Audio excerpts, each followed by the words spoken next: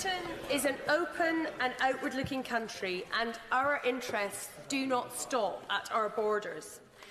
The use of chemical weapons is a war crime, even within the context of the atrocities of war.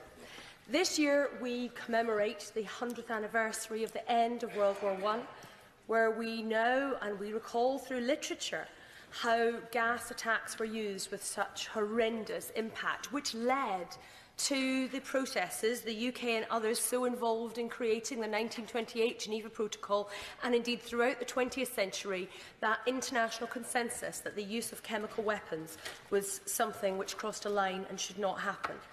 So I recognise that the government has set out some compelling points in its arguments that have been made, the need to uphold international law and those agreements on banning the use of chemical weapons. I also take some reassurance from the fact that the strikes do seem to have been so precisely targeted. I was very concerned in the rhetoric that was in the run-up about the risk of escalation, particularly with Russia so involved in the region, but the fact that there have been no hits on Russian infrastructure is certainly a positive sign. And indeed, making the attacks specific to chemical weapons facilities and research has a certain logic to it. And obviously the fact that it looks like there have not been any civilian casualties is also very much in a testament to the skill of our armed forces in being able to deploy. But while the government has made some strong points, I have some significant concerns also. It is important in these matters, I think, to build wider support, and I think an opportunity was missed last week, not just in terms of Parliament, but in terms of building that wider case with the country more widely, in terms of the vacuum that there was in terms of government communication on this matter until the strikes had actually been launched. But it is also important to build that case internationally, and I recognise the support that has been obtained from NATO and EU partners, and of course I entirely appreciate the huge frustration of the Security Council veto, when Russia cannot even agree or withhold their veto even from having an independent investigation into chemical weapons attacks.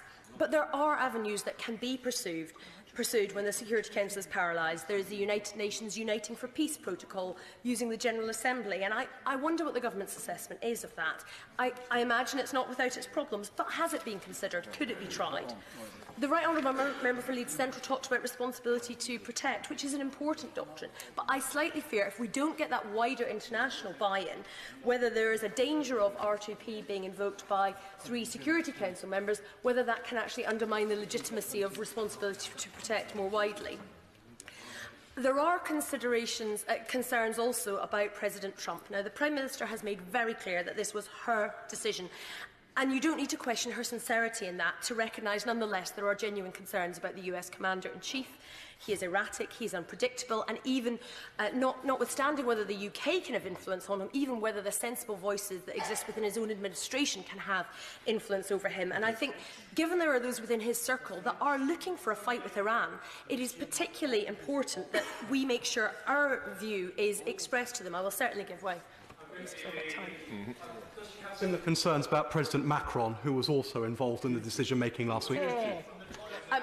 I think it's a very easy answer. I have many, many more concerns about President Trump than President Macron, who I have much more confidence in as a world leader. But as I say, there are people within Trump's inner circle who actually are threatening the Iran nuclear agreement, who are suggesting that perhaps the sanctions should not be waived again when that comes up for renewal in May. And given what the UK put into negotiating that agreement in the first place, it is incredibly important that is maintained and that we use whatever influence that we can on that. I mentioned in my remarks to the Prime Minister earlier the issue of refugees. I absolutely agree with the members from Wirral South and Walthamstow that we need to do more on that issue. But there's also the long-term issue of how do we create the conditions for peace.